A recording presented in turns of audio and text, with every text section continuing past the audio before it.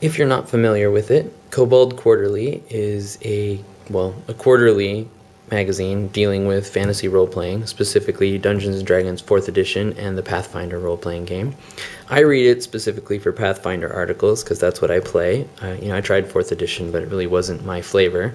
So this is still a good magazine for you if you play either of those games, or if you're just an RPG nerd like I am. I like the articles they have on role-playing and game mastering advice. Rather than extol the virtues of the magazine at any great length, I thought it would be fun just to point out my favorite 4 articles from the last couple years that I've been subscribing to the magazine, and you'll get why I like the magazine, hopefully. So here we go. This is from the fall 2009 issue, which is issue 11. And in addition to monsters and things that were in the magazine, this is an article on torture and fear on the tabletop, which is, having rules for torture that will actually make your player characters afraid of being tortured. That should give you a pretty good idea of what kind of game master I am. The next one was from winter 2009, which is issue 12.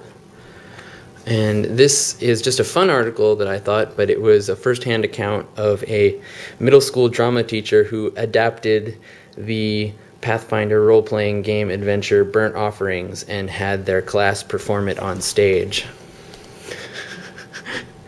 So, I don't know. I just think that's great. There's some kids dressed as goblins. They're going to burn down a village. This doesn't relate to the hardcore gamer probably, but I appreciate it. So if you're Kobold Quarterly, keep it up with good work. And then this, contrary to the title, I was not interested in sex and romance in RPGs, although if you are, it's issue 13. I was interested in the ecology of the Shoggoth. And they have a lot of ecology articles in Kobold Quarterly, usually once an issue, at least, there's an ecology article where they just kind of go in depth into describing a monster. And this was really cool because it had cults and variant Shoggoths and Shoggoth abilities and things like that you can throw into your game, which I enjoyed. I'm a big Lovecraft fan.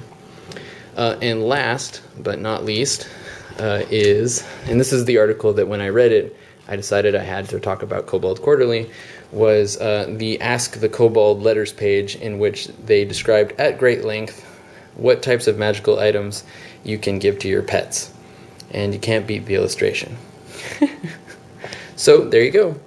That's why I like Kobold Quarterly, and that's why I'm a subscriber. And if any of those hit a nerve for you, hopefully that will convince you to give it a try.